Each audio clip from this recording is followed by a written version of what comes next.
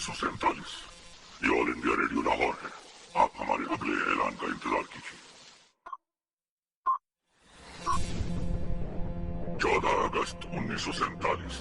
ये रेडियो पाकिस्तान लाहौर है। आपको पाकिस्तान मुबारक।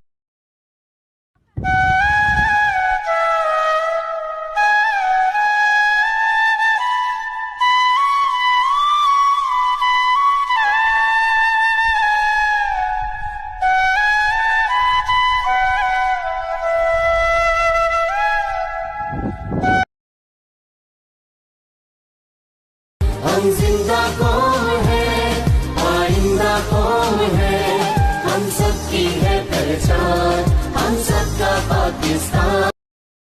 अल्लाह की रहमत का साया, तौहीद का परचम लहराया, मर्द मुजाहिद जरा अब वक्त शहादत है आया।